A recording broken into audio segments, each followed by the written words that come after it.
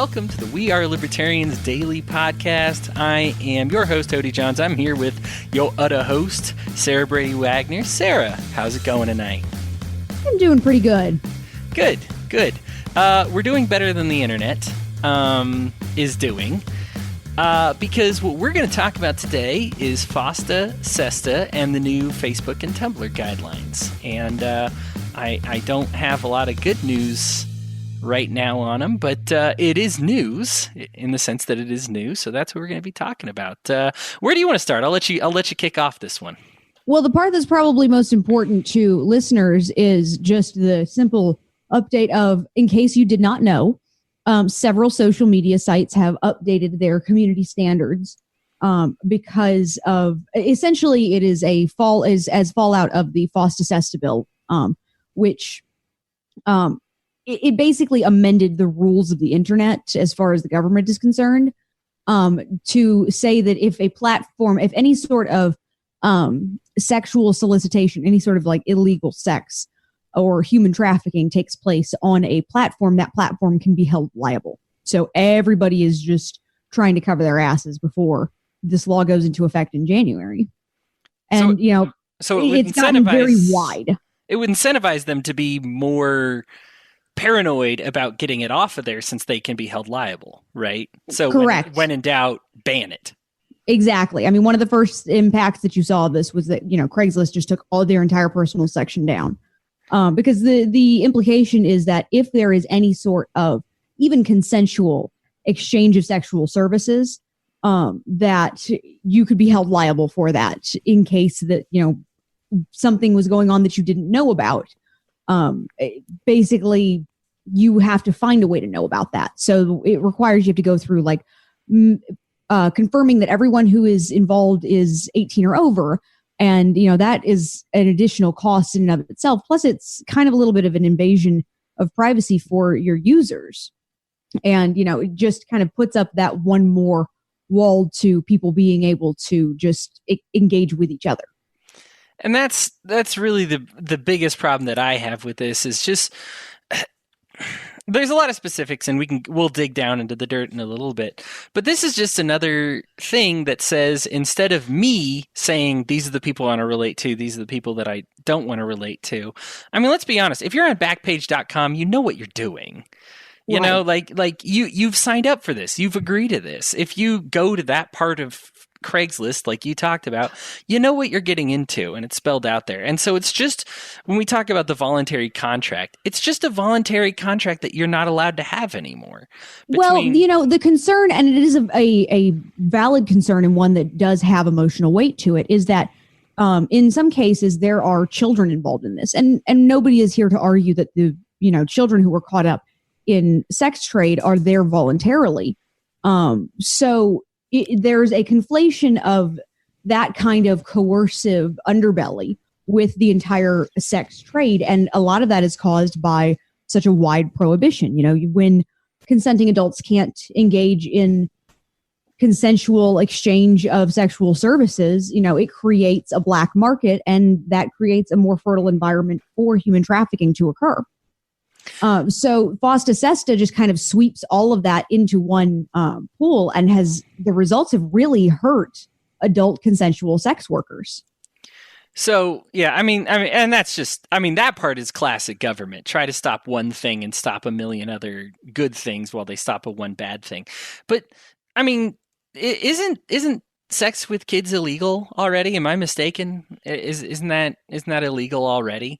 It is. And now if you were at any way, if your platform was involved in that exchange, you were also guilty. So let me ask you this then.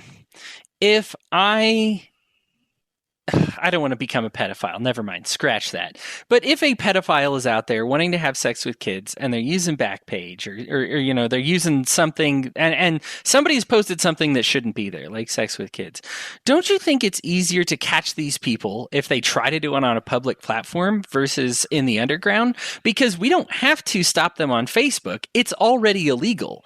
We say, I think if Facebook says, and I know this sounds crazy, but if I say, yeah, you know what? You want to try to sex traffic young kids on Facebook, that's fine, but you're still subject to the law, and the law can use Facebook.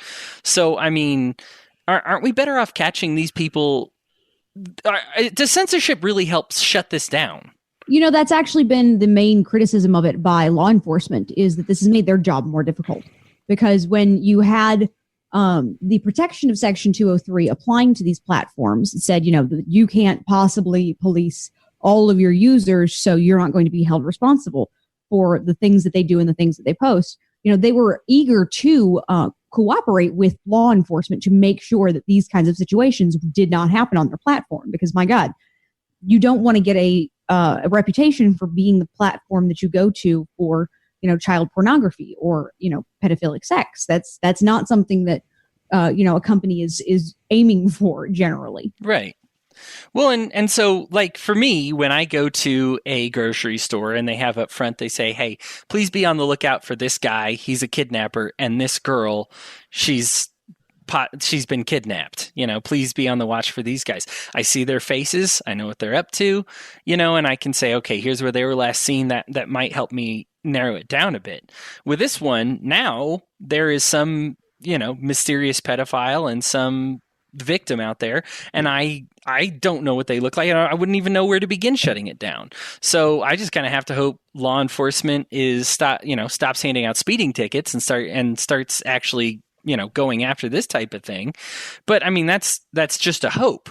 Whereas I think if a citizen comes across it and says, oh my gosh, like, dude, look what I just saw, and passes that on to law enforcement, they're a lot more likely to catch it.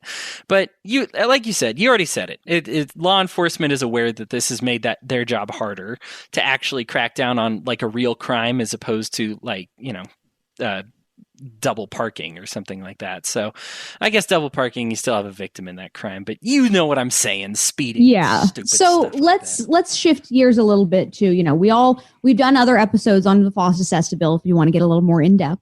Yeah. But let's talk about the changes to these social media policies. In the case of Facebook, Facebook has never really been a sexualized platform. So it's, an adjustment of the community standards, which we can get into in a little bit, but I really want to talk about this huge shift that everybody says is going to kill Tumblr. Tumblr has now just issued a broad ban on adult content. And it has been issued, there's been some criticism of the specific ways in which they've defined issues within that ban. But the reason why everybody says it's going to kill Tumblr is because most of Tumblr's user base uses it for porn. And there's a huge sex worker movement on Tumblr. It was interesting. I think the statistic I came across was something like only 22% of Tumblr blogs have sexual content, but 80% of Tumblr users follow those blogs. Aha.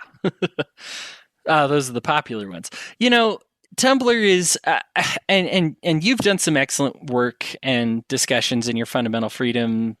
You have specifically addressed sex work is just work. And I believe that's what you said, and that rings true and accurate to me. The thing is one of the things that this doesn't help is this doesn't make these people any safer. The nice part about Tumblr is when you have a profile and you're connecting to somebody else, there's accountability for you. Because what they say is if this person abuses you or hurts you or something like that, they're going to say it to your, I guess, virtual face and be able to say, this guy has a problem, and they're going to be able to flag you. But now, if I'm still looking for sex work, and if we've learned anything from Prohibition, kicking these people off of Tumblr is not going to stop their desires from happening or their practices from happening, then all of a sudden they lack the accountability. A wider issue at play here is also that the change in community standards and just this ban of all adult content has also swept up a lot of communities that were not strictly pornographic or explicitly sexualized to what they're considering, where Tumblr had actually gained a reputation for being, a place that people who are kind of on the fringes of society would be able to go to in order to exchange thoughts and kind of develop these different ideas and basically explore who they are as individuals. even when that took very, very, non-traditional forms. It was a place for exploration. It was a place for especially gender binary or gender fluid experimentation and transgender communities. One of the more salient jokes that has been made by a lot of users on Tumblr since this change in policy was announced was that at what point during a individual's documentation of their transition from male to female or from female to male would their nipples become acceptable or unacceptable under the policy that bans only female presenting nipples. It's the point of it being that this requires you to draw such arbitrary lines and says that if you are outside of this, then you are not even allowed to have conversations with other people anymore about what it feels like to fall outside of those lines. It's too bad because I feel like a lot of guys like get offended over the nipple thing, and I'm just like, man, please let them free the nipple. I am very repressed. Okay, I need this in my life right now, and you guys are wrecking it for me. No, that's being gross, but being serious. Yeah, it creates this line, and I think so. To get a little deeper into what you said, I think some people need to see that transition. Now, is it sexual content regarding sexual parts? Well, yeah, sure, but sometimes you're viewing it medicinally, or you just want to see, man, what's happening? What do these changes look like? Especially if you're someone who's trans, you can find somebody who's transitioning. It's different depending on your age, and they just want to say, I want to know what to expect from my body when I'm changing at this age. Now, there's millions of books if you're just a guy or a girl to go out and say, hey, here's how your body's going to be changing. If you're trans, man, things are totally different for you. And there's a lot of, and now we're going to be censoring the way that these people look up that information to say what's going to happen down there, what's going to happen up here, what am I going to look like, what kind of changes should I expect? Not only with the pictures, because we're talking about the nipples, but also with the speech, sexualized speech. And so now you can't even say what these changes are, even if it is like in a medical way. And as we said right off the bat, this is because they'd rather ban it and say, well, I'm sorry if you think it was medical, we don't think it was. So now people are just going to ban it, or these platform owners are going to ban it right off the bat. To say there's even been objections from artistic communities, because there is always this gray area between what is artistic and what is sexualized. And one of the things that has been again appreciated and applauded about Tumblr up until this point is that it gave artists a medium to where it was safe to share both, their art that would be considered more adult in its content only because of how much or in what way it shows the human body, as opposed to, more art that you can consider to be safe for work. But again, it's just this ranging taboo over what is acceptable to show of people and even of just normal human sexuality. So I have Facebook's community standards page open right now, and I'm not even kidding. This is in it, word for word. For example, while we restrict some images of female breasts that include the nipple, we allow other images. And it said, it goes on to say, depending on if it was a protest or if they're breastfeeding or mastectomy scarring or if it's done tastefully or if it's a wet T-shirt or, it's just now all of a sudden there's no black and white rules here. This is a lot of gray area, and they'd probably rather ban you than keep you. And then the other part is it enables them to be biased, because you could say, hey, why did this person showing their nipples get kept and I got banned? We did it. I feel like we did it the same way. And so you put the ball in Facebook's court, which is not exactly proven to be an even playing field, depending on where you stand politically.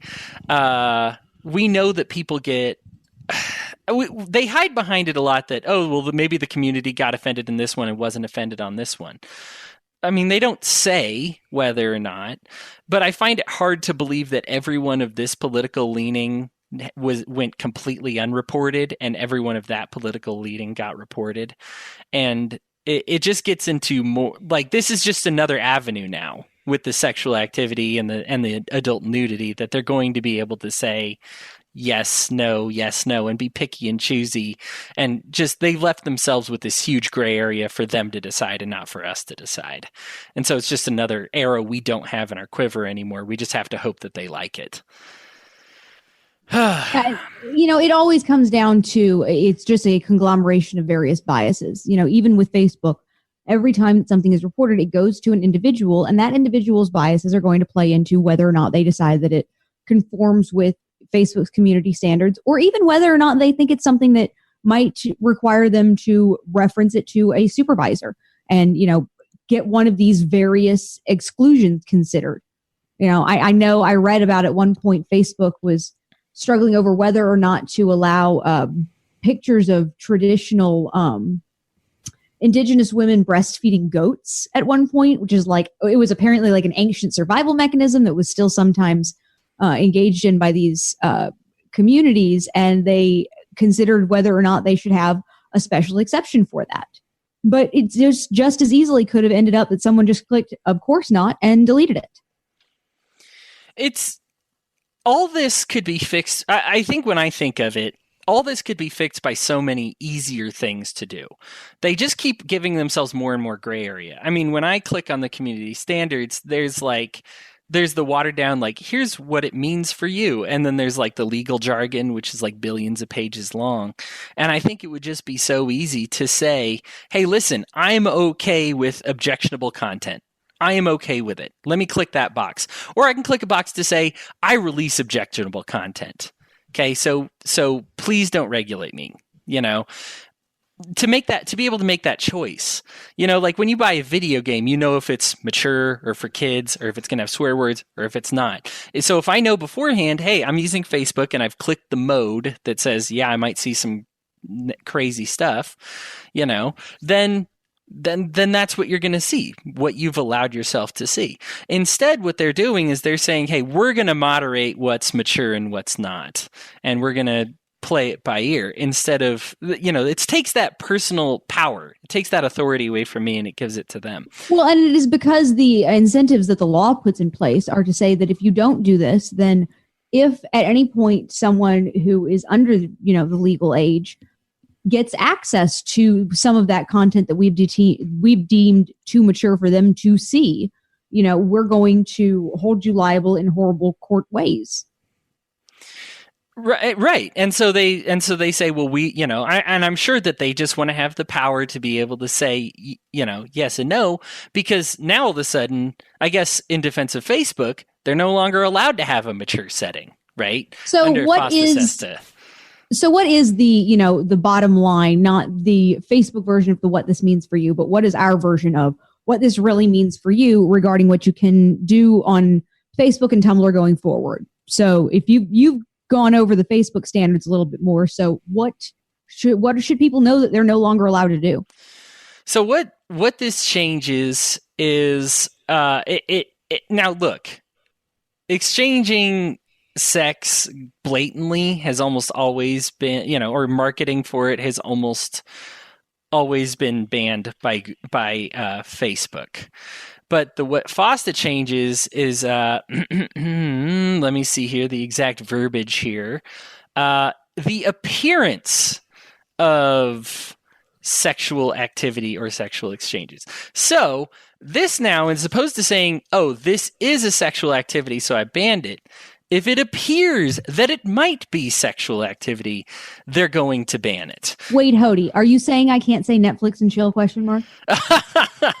That's always... No, I think that was banned beforehand.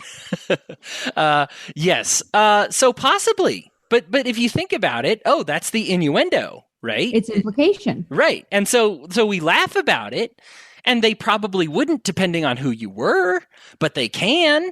And in fact, if somebody really wanted to push FOSTA, SESTA, so the way a lot of these come about, a lot of people, especially libertarians, felt bad when Mark Zuckerberg went to the trials because he was clearly representing a lot of businessmen that have. Well, it was a hearing; it wasn't a trial. Oh, sorry. Yeah, he's not on trial for anything. A hearing that he was supposed to answer for, and he was clearly answering for a lot of businessmen.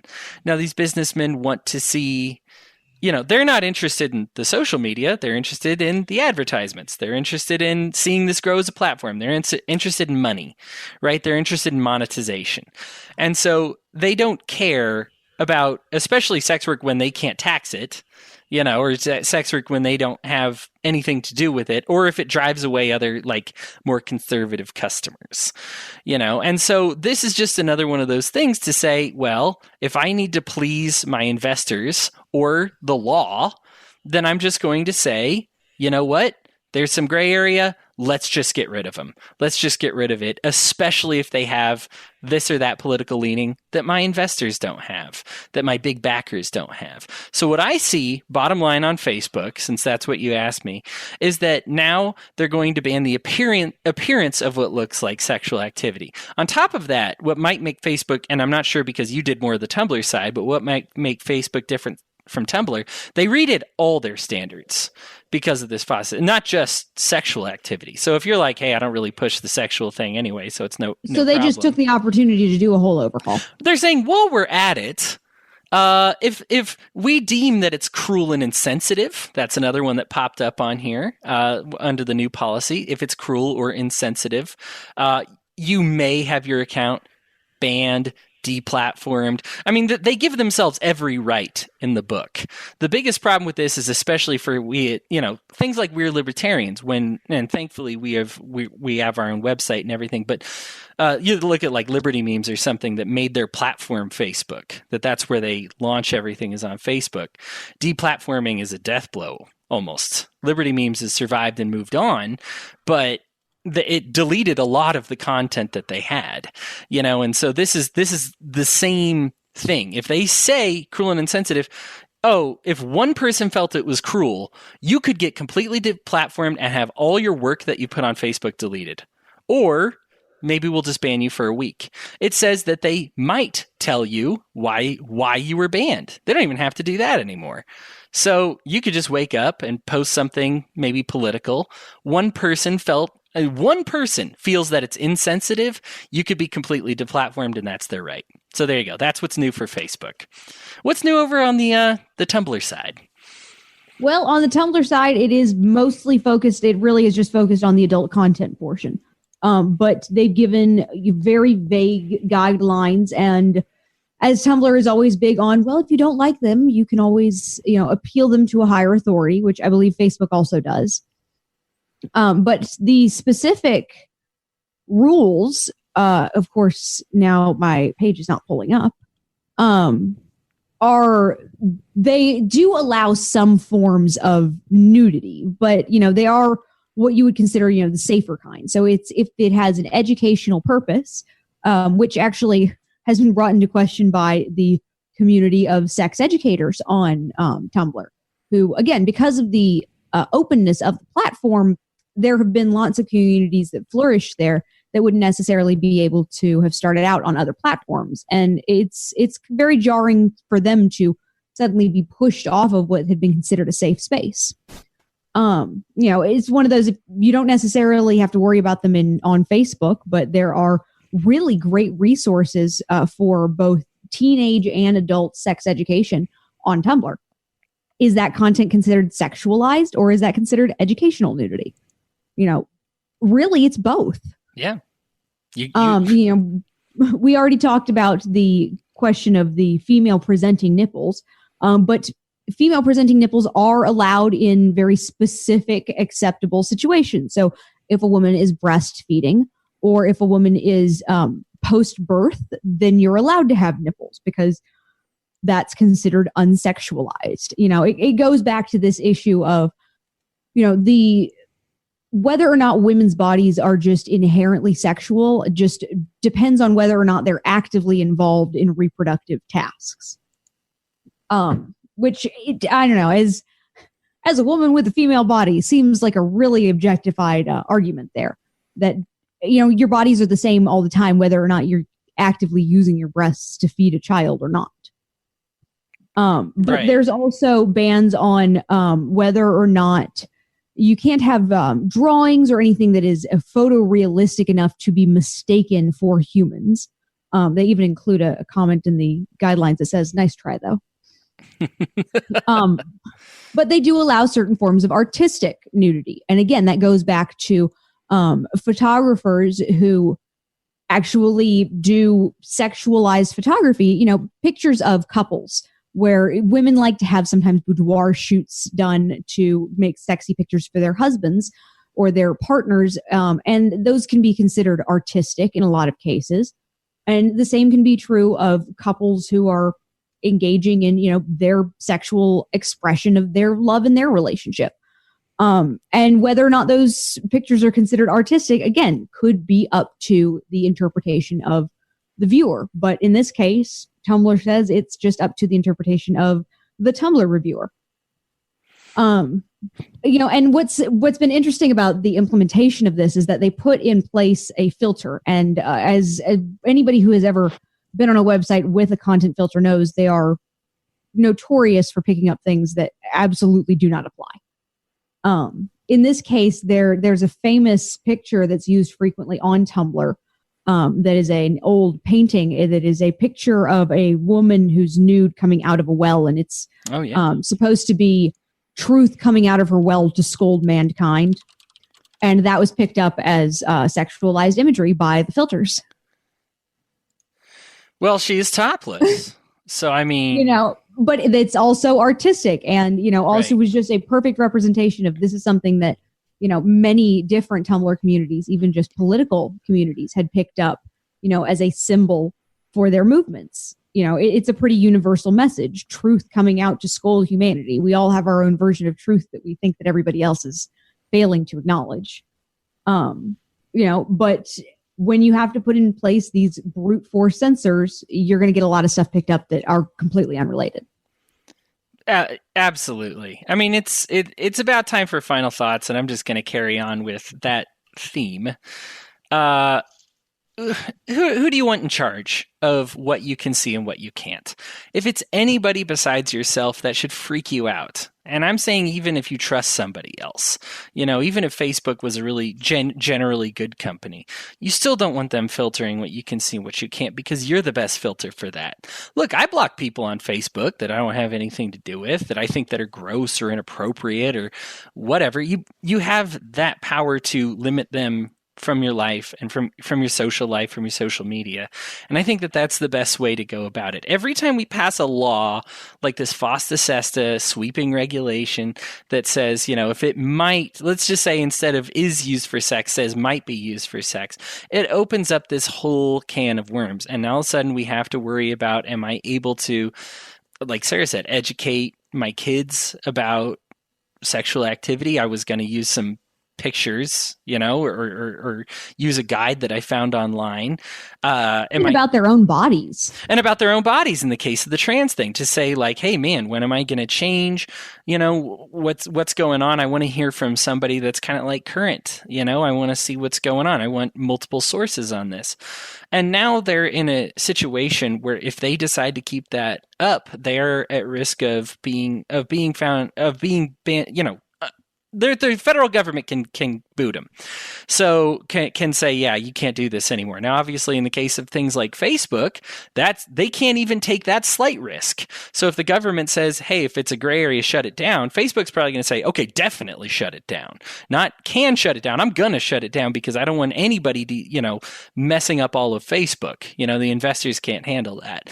And so they create these gray areas and these, if we think it's for the moral good, and they get to define what general, if they're willing to allow like violent imagery, if they believe it's for a good cause, but they get to define what the good cause is. Of course, you don't. Anytime you don't get to define these type of things, look, the whole point of social is it's who you're interacting with, and all these laws can limit who you interact with. You should always be freaked out what that limitation is. Look, if you've been listening to this podcast, you know me. I'm not hiring anybody online to have sex with. Okay? I'm a crazy prude. But look, every time these limitations come out, all of a sudden, Sarah mentions a piece of artwork I can't see anymore. These are all things that I should be allowed to have access to, and I can make the conscious decision not to see them. So that is how I feel about it. Sarah, I will let you have the final word on this. I think you already really wrapped it up very nicely there. My only thought is that, as much as we may seem hard on, seem harsh on Tumblr and Facebook for their implementation of these policies, it really does come back to they're just trying to protect their business interests. And at the end of the day, this is a law that Congress put into place that is trying to force the hand of private companies to act as nannies to their users rather than allowing people to make decisions for themselves. Bingo. Well, Sarah, you have an excellent evening, and you, the listener, I hope you're having a good one, and I will talk to you later.